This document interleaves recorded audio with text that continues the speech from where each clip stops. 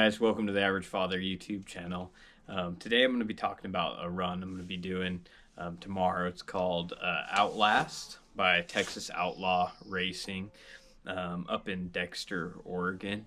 And if you're not familiar with this race, it's one 5K every hour for 6 hours. So it's going to start at 7 a.m. and then we're going to run another 5K at 8 a.m., 9 a.m., all the way up until from noon to 1. So what that means is the faster you go, the more break you get. I'm not a runner at all, and there's not much on YouTube for this race, so I figured I'd make this and just show you kind of what my average father preparation's been, some things that I'm bringing with me into the race.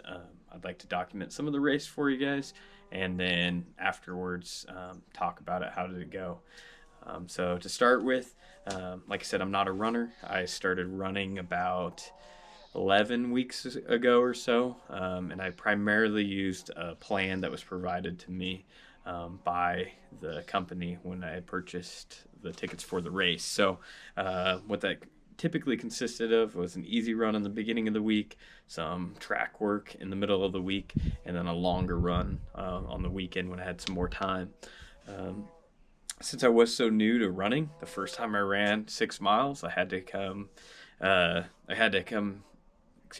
have my wife come pick me up and give me a ride home because my feet literally felt like they were going to explode. So if you're going to sign up for a race, just train at a pace that you can do and slowly put on miles. So it wasn't my cardio that was fatiguing. It was my legs, my feet, my calves, my back.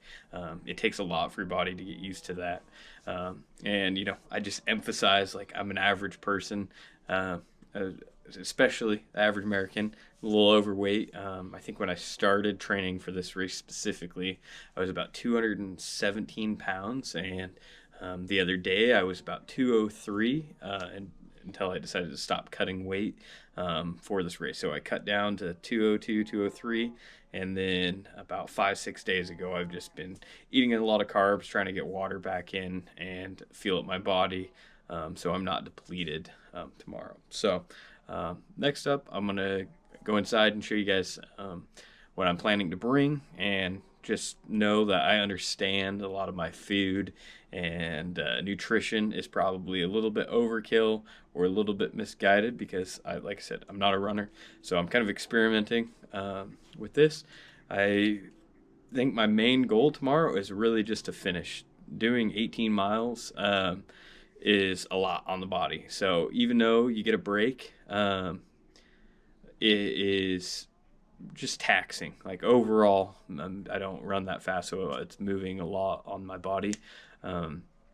About 2 weeks ago, my buddy Joe, who's doing this race with me tomorrow, and I went up to the course and we did 4 5Ks and just simulated it like the actual thing, and we were feeling pretty good. So towards the end of the 4th one, I was getting a little sore.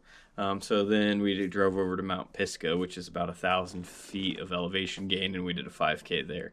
And so all in all, we finished out the day a little over 15 miles, had that 1,000 feet of elevation gain up there. And that last 5K really pushed us, and it was super challenging. But the race course is flat, so I don't anticipate there being an issue. If we can do 4 on the flat course, 1 up Pisgah, 2 more should be no problem. So like I said, let me go inside. I'll show you kind of what I'm planning to bring and what I have with me, and we'll find out if it's enough, if it's the right stuff or not. I did want to talk about my strategy, and forgive me here for jumping around, but my strategy going into this originally was, I just want to finish the race. So I thought, okay, what if I do 45-minute runs? And that's really just not enough time for me to relax.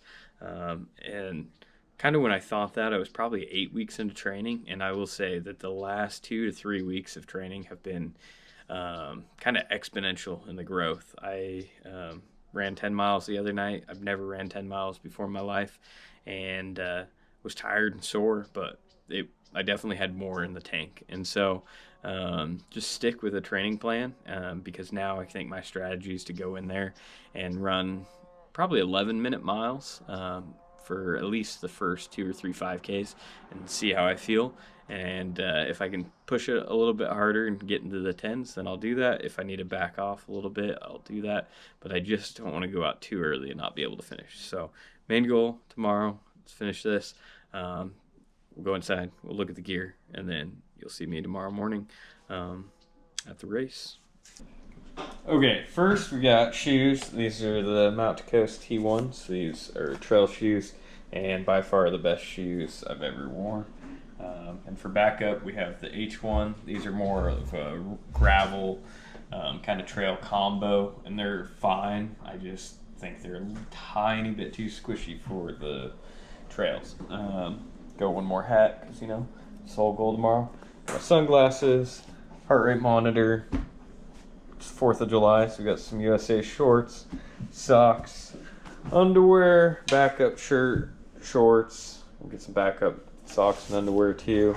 Got my vest with a gel. Can carry a half-liter water in here. And then I'll have my headphones that are charging, my other camera. And then as far as nutrition, this is obviously way too much for 18 miles, but I'm experimenting and I want to have enough options to keep something going. So I just got some candy, Pop-Tarts, a lot of carbs, sugar, and I will try to eat a meal in the morning before I go. And then we got sunscreen, powder, don't chafe, anti-chafe balm, Body Glide, gum. So last time I did the race simulation, I had gum almost every lap, kept my mouth moisturized. So it's everything I'm going to bring tomorrow. There's a couple little other things, but that's the main stuff. You know, it's only 18 miles, so nothing too crazy. So I already forgot a few things. So got a couple white monsters, one more in the fridge that'll keep me going. Got water in these water bottles. This one's labeled H2O. And I did that because I am going to fill up some more of these with a scoop of G1M Sport from BPN. And that way I can just take this right after a lap and squirt it right into here and have the perfect volume and not mess around about trying to mix up a scoop and get going again. I know, like, this race isn't that challenging because you do get the break. You know, in the last time I had over 20 minutes, but I just want to make it as easy as possible because I think my biggest battle is going to be the heat. So, got that element. These things are life-saving. Tylenol, ibuprofen, must-haves. So, but think of anything else crucial, let you know.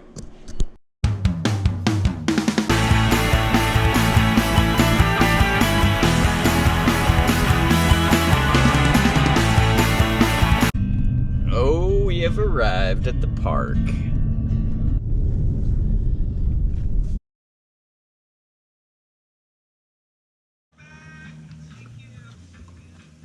Look at that boy. Okay, I'm gonna go ahead and get started on the race debrief. Welcome, you guys. Happy 4th of July. What a way to celebrate. I'm sure we're gonna really enjoy it when you just get to sit out and watch the fireworks and eat whatever food y'all got cooking up for you. Hopefully you don't have to do the cooking yourself. If you do, you're a trooper. Good luck with that.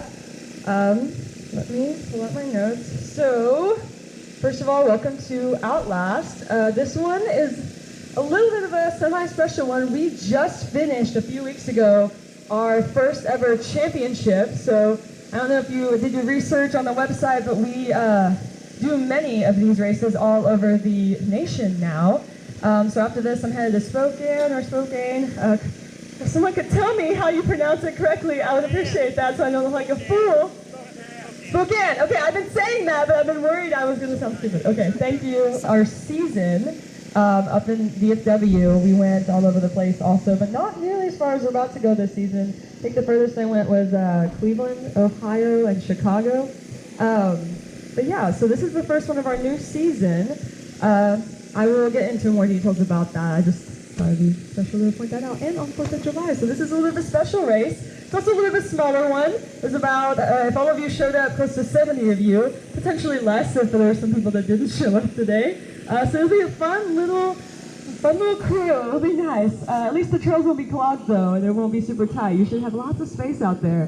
They're also pretty wide trails. So yeah, let me talk first about what this race is. Hopefully you know what you signed up for, but this is Outlast, and the marketing for it says it's one 5K every hour for 6 hours. So if you outlast by the end of this race, be a little bit before 1 p.m., you'll have run 6 5Ks, totaling at least around 18 miles. Now this is trail running. It's very hard to get an exact 5K distance, but it will be pretty darn close. So yeah, so you're going to be going in the trails. You're going to be in the trails pretty much the whole time. This is going to look like an out and back, because you'll be starting going this way and finishing coming back. But it is pretty much a giant loop, and then you just kind of connect in this one section. Yeah, so with it starting every hour, I'm sure you're wondering, well, how are you going to time this? Well, on your bib, there's 2 little foam pieces. The fancy word for them is transponders. I don't know of a shorter way to say anything, but those are transponders. And I have a mat right here. So when you cross the mat to start, it's going to track your start time. And when you cross to the end to finish, it's going to track your finish time for one loop. And then it won't track your time again until you cross for the next hour. It's a pretty advanced timing system. It's very complex, but it works really well. So it will track each 5K time. So you'll be able to see each 5K, and then it's going to combine all of your 5Ks. And when you look at results, we should have live results up, but I'll also hopefully have a TV screen with them. You'll be able to see kind of each loop, and as your time progresses, it'll grow. And that's how it's going to rank you, first, second, third, and fourth. We do rankings by gender, so first, second, third, fourth female, so on, and then male. It's going to rank you by your total time. So you can basically get first in all the first 4 or 5 5Ks, but if somebody else is riding your butt the whole time and they pass you in the last one, and their total time is lower than yours, well, guess what? They just took the gold. So it's total time that matters at this race. And then, so as long as you finish before I start the next loop, you can keep going. You can quit whenever you want. Just let me know if you're not going to keep doing a loop. Otherwise, you can keep going as long as as long as we haven't started. I'm going to be starting on every hour. So this first one's 7, and then 8, and then 9, and then we'll keep going. And the cutoff, the last loop is starting at 12, and the cutoff is 1 p.m. Also, with the timing system, it's a pretty good timing system. You don't have to worry too much about what you're doing with your bib.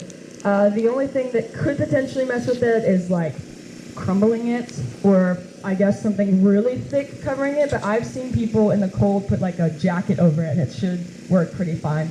And you don't have to have it anywhere specific. It literally tracks it as it crosses, so that's nothing too crazy. It should be pretty good. And then, so let's talk about course markings.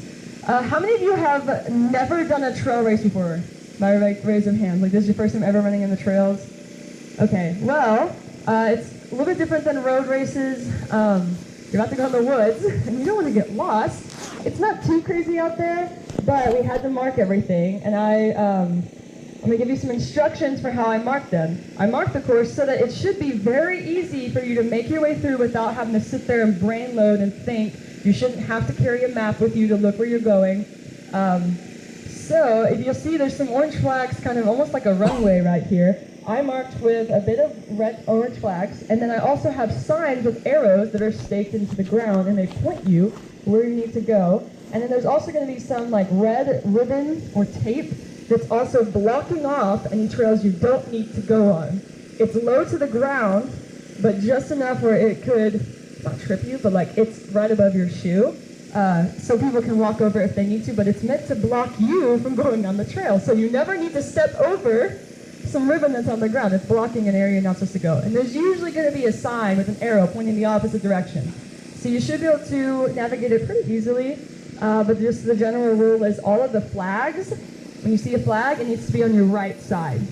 If it's on both sides, that means it's an out and back section. So like right here, they're on both sides because you're going to be hitting on your right here, and you're going to be hitting on your right when you come back. But if you ever see them only on your left side, you're probably going the wrong way. I personally think it's pretty hard to get lost that way, but Just a warning. And then also, if you ever turn, there's gonna be a turn sign, and there's also gonna be a few orange flags to kind of confirm that you are supposed to turn there. So if you ever turn and there's no arrow and there's no flags, well, you weren't supposed to turn there. But yeah, it should be pretty easy to follow. You should be leaving, you should be finishing right back here. So yeah. And then the course is relatively flat, no extreme elevation. Obviously, the trail, so it's not gonna be perfectly flat. I didn't see anything out there that was like a severe tripping hazard, so it should be pretty good. It's a pretty wide trail too. There's not really much. The one area that has like a single track, it's flat out there, so there's grass all around it, so you can run off of the single track. So there's nothing too crazy, nothing you should be worried about, and it's relatively flat. Yeah, and then there's one section I want to warn you guys about. There's a section where you're going to be running kind of off of the road, because you exit one trail and you got to go up the road just a little bit to get into the next trail. I have cones directing you, and there's also cones, you probably saw it when you drove in, kind of saying like, hey, there's an event. Please be careful on the road. This doesn't seem like a super busy road, and it's closer to where the races start is at, but just please use caution. Don't just assume that a car is going to stop for you. So just try to be careful, but there is a little road crossing. Just be warned about that. And then the trail you're going to be entering on when you come across it is going to be on your right side. So you're going to be coming out on the left side, and you're going to have to eventually cross to get to the right side. But yeah, I just want to warn you, please use caution. And then, so aid stations, there is only one aid station out here, and it is only going to be at these tents where you picked up your packet after you finish. It's going to be like a magic trick. When you leave, it looks like this. When you come back, there's going to be lots of food on the table.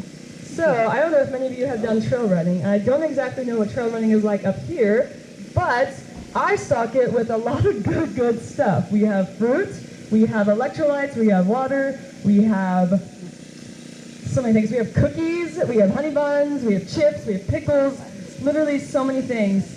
If you're new to trail running, welcome. You're going to really like it, hopefully. But yeah, you can take whatever you want at the aid station. There's not going to be one on course. This is just a 5K. But you have something you can look forward to when you finish. And also, when you finish, if you finish with like a 25-minute 5K, so you finish your first one at 7:25, you cannot start early to get ahead. You must wait till 8 a.m. to start the next one. So whatever time you finish, you have the rest of that hour to rest or stretch or do whatever else you want. And I will be doing like verbal warnings with the mic. I'll let you know when we're going to start. I'll gather you up again so you don't have to worry too much about that. Yeah, and then, so we'll just talk real quick about what you earn. So if you do one loop, you get maybe a high five, a little like, great job, nice one. Second loop, same thing. Third loop, same thing. Fourth loop, you get a patch. There's like four laps on it, other things, I can't remember right now, but it's a patch. And then the fifth loop, you also get a patch. It's slightly different, looks almost the same, but slightly different. And then the sixth loop, you get a big, fat medal. It is significantly heavier than the patches, and it's nicer. It's definitely something worth fighting for, I think. But yeah, so if you do 4 loops, you get a patch, 5 loops patch, 6 loops, you get a medal, and you finish the race, you outlasted. So, I'm almost done, I promise, I know it's a lot of information. So about the championship. This year is going to be a little bit different than what we did in the last season. The first season we only did first place male, first place female get invitations into the championship. So, like I mentioned, we're doing a lot of races. I think we're doing over 70 this year. I'm not doing as many of those. We're doing about 70 or so races before we get to the championship. So it's a lot more. We did 25 the first season. And it was so much fun. And it was one of my favorite things, getting to see people I met at other races all competing against each other. And so we really want to make it more big and more fun. And so we're going to invite the top 5 males and top 5 females to the championships. If you get top 5 today out of males or top 5 out of females, you get an automatic invitation into the championship. And since this is the first race, to give you the first ones, and I'll send information about that later. But that is something you can earn. We also give awards to the first place male and first place female. And that is almost all that I have. So real quick, I have 2 last things I like to do before I start. By raise of hand, or if you could raise your hand, is there anyone out here that is first responder or military that's out here today? Can we give them a round of applause? Thank you guys for your service. It truly means a lot. I appreciate it. We love our first responders and military at Texas Outlaw. I know this is pretty common in trail running, but we do offer discounts to our races and other things for those that are military first responders. Yeah, you can reach out to, I guess, our info person if you're interested in that. But yeah, I just wanted to thank you guys, especially on 4th of July. I know that this is a really special holiday for us, especially because it's like, what, 250 years? Pretty insane about to start. Love you. Love you. Let me pick out a good song to start us to. 4, 3, 2, 1, go, go, go! Woo!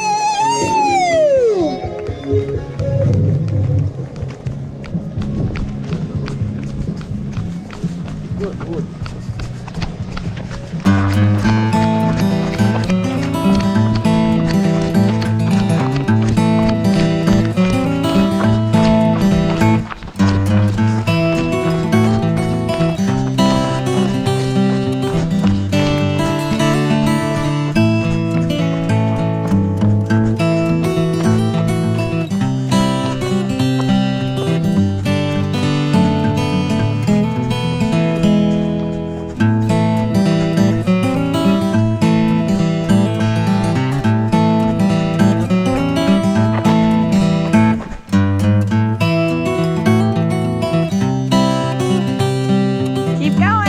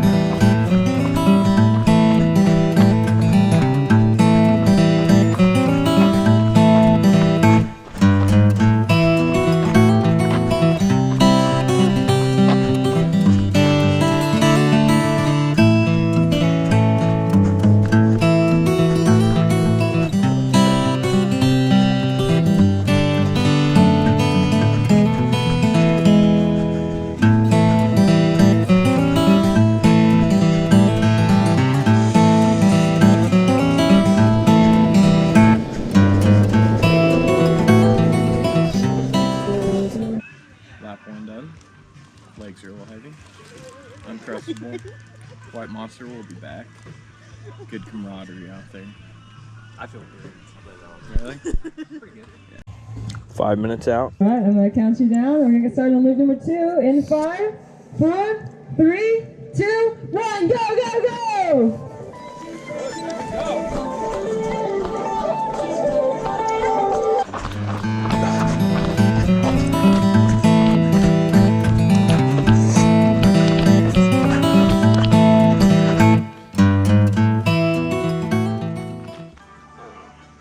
Two down. One more to go. We just have to do what we did twice. For a third of the way down. Yeah. Left ankle's trashed. Left knee starting to hurt. Your ankle hurt? Be there. Yeah. Dude, every time. So, do a little icy too, and then put it in the back of my mind. Worry about it later. 5, 4, 3, 2, 1, go, go, go! Woo! Keep it going. Third done. Legs hurt that time. I'm a little crampy.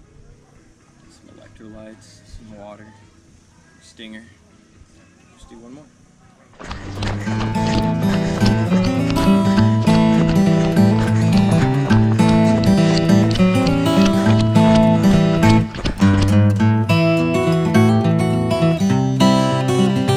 Good job. Keep going. When you finish this, you most likely won't be done. You're going to have another one after this, and you're going to see the same things that you saw last time. But hey, it really is hard to be the person that never gives up. So I want to urge you, if you can make it to this 5th loop, go on and do the 6th. Even if you got to walk it. Get that medal. Push yourselves hard out there. Good luck. I'm going to count you down from 5. I'm going to go for the 5th loop in 5, 4, 3, 2, 1, go, go, go!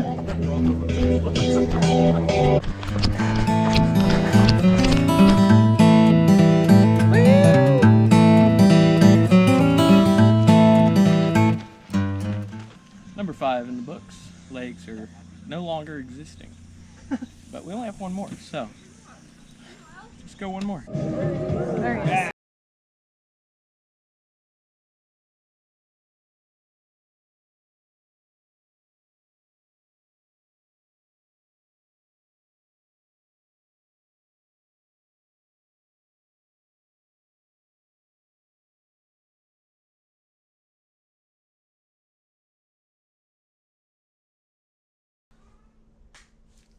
Okay, here we are. We survived. Been waiting a bit to make this video. It's been about 7, 8, 9, 10 days since the race, and I completed it, as you saw. That was 18.6 miles in 3 hours and something. I will put a screenshot of my race time. I posted on Instagram, essentially, probably not the best language, but do hard things. This race was really challenging. I wouldn't say it's like the most challenging thing I've done, because I've done a lot harder things in like a shorter amount of time. But I will say that this race definitely was the hardest thing I've done for like a longer period of time. So let's just get right into the meat and the potatoes of the race for you all. So the Outlast, it was 1 5K every hour for 6 hours. What'd you get if you completed? You got this freaking awesome medal from them. It has the city on there. It's got some nice print in the ribbon, and everybody can see what you did and accomplished. So outside of the medal, you got a t-shirt for signing up. I was kind of surprised that it said finisher. I got this before I started, so a little bit misleading there, potentially, if you didn't complete, but that is what it is.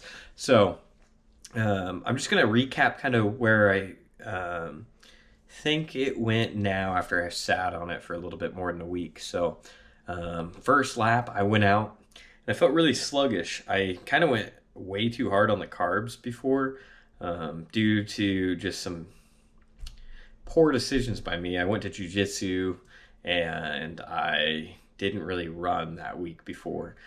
In hindsight, I would have ran a few more miles and I wouldn't have went to jiu-jitsu, but you know, that's the benefit of the Average Father YouTube channel, is you get the perspective of a normal person. Like, I'm not a professional athlete. Do I know that going to jiu-jitsu maybe isn't the best thing for me? Yes.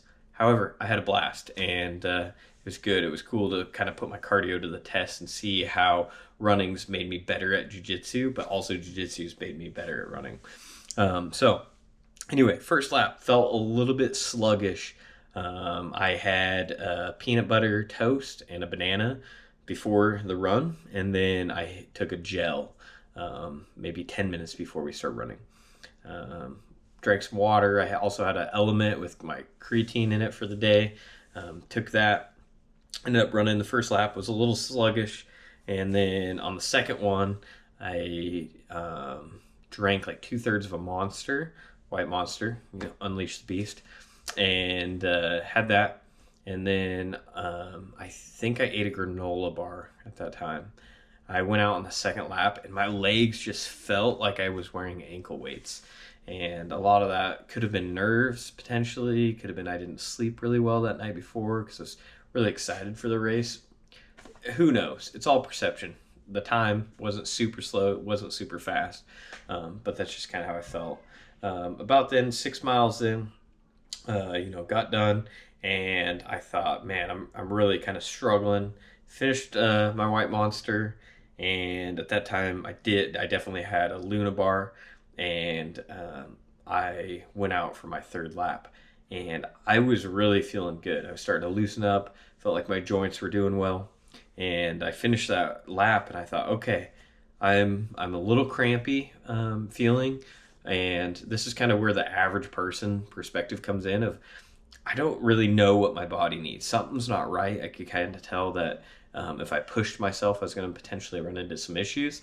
I just felt a little bit crampy, like on the inside of my thighs and into my glutes a little bit, and then maybe just a little bit in my shins. And I felt like I needed some sodium. And since I already had an element for the day, I was a little bit unsure on whether I should do that or not. But ultimately, I thought, your body knows more. Listen to it. And I guess my hesitancy was I don't know what a safe amount of element is, or sodium. I know there's magnesium and potassium in there as well. However, I took another element and went out for my fourth lap. And I was telling myself, since I started training for this about 12 weeks ago now, I think I did 11 weeks of training, that the fourth lap was probably going to be my hardest. And I was kind of basing that off of one of the training days I had was run 6 400s. And it always seemed like that fourth lap was just the hardest push. Same thing training when I was running these practice 5Ks. That fourth one was so challenging. And so I kind of hyped myself up mentally about it. But when I went out there, I kind of I think my caffeine hit, but the camaraderie of the race hit. I'll say that's the biggest benefit of Outlast is you're not alone, and you're there with people that are obviously in really good shape. They're really good athletes. You're with people that are just average runners. There's people that had to walk a lot of it because of, I would assume, they were physically unfit to run the entire thing. And seeing those people and maybe kind of putting myself in their shoes and imagining how hard that would be was really inspiring. So when I went out for that fourth lap, I was kind of cruising. I looked down and I was running in the nines, and for me that was really fast. My dad thinking was to go out 11 to 11:30 pace and do not run faster. Do not shoot yourself in the foot.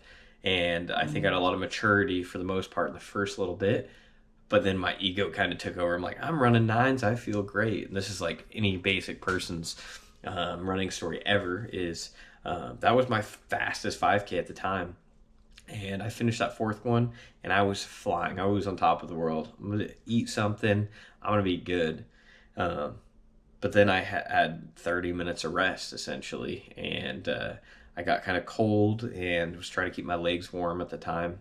And I think that I struggled with being on this high, and then I started coming back down.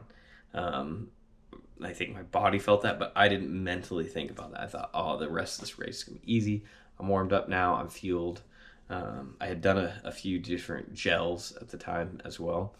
Well, I went out for that fifth lap, and that hit me like a brick in the face. I just immediately thought, like, how are my legs going to keep working? My ankle hurt, my knee hurt, my hip hurt. My back was starting to hurt. I felt like I just did not have enough energy to keep going. And right about then, the sun had come out and was cooking me. I thought, just don't walk. And I got through about half that lap, and I started passing people. And I was passing people that appeared to be in very good running shape. And that's no judgment to them whatsoever. You don't know somebody's story. You don't know how long they've been running, if their diet was good, if they know it, and who cares? But personally, for me, I just told myself, do not walk, do not walk, do not walk. And I started passing people, and it gave me some momentum to keep going, keep pushing. And, I'm not special. Plenty of people passed me. And I hope that I was motivating for them at the time, because we're all on our own little journey. But I got through the fifth, and it was like, okay, I just have to do this one more time. And I went out, and everybody's kind of fired up, but also I could see a lot of pain on a lot of people's faces. There was a lot of people that were limping, that they could barely walk there. But I also saw that camaraderie. I saw people that were likely strangers helping each other out, and that was really motivating. So went out about halfway through the sixth lap. It was like everything in my body was like, please walk. And I just kept telling myself, no, no, no. It was about then I really leaned into my music, my playlist. I had these things lined up of like, if it gets hard, what am I going to do? And turning into some really good music was my last ditch effort. And I did that for about a mile.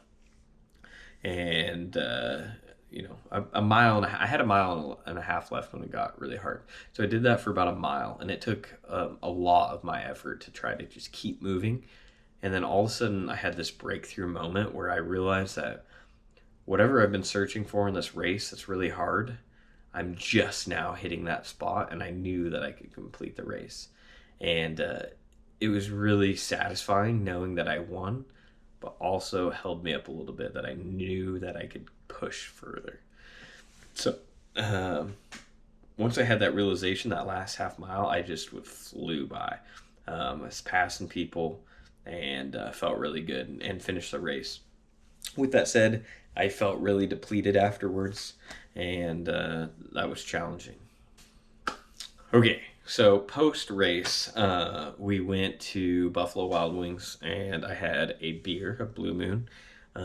Was dying for one for the months leading up to the race, and held out strong. Had a Blue Moon, had some chickens, buffalo chicken, garlic parmesan, boneless wings, and man, it was amazing. And then I remember we got in the car, and I woke up and we were home, and I kind of did some reflecting after the race. I think this was a really good, honestly, like entry level, with entry with an asterisk, like an average person's race that you could do. It's going to push you into a place that's really hard.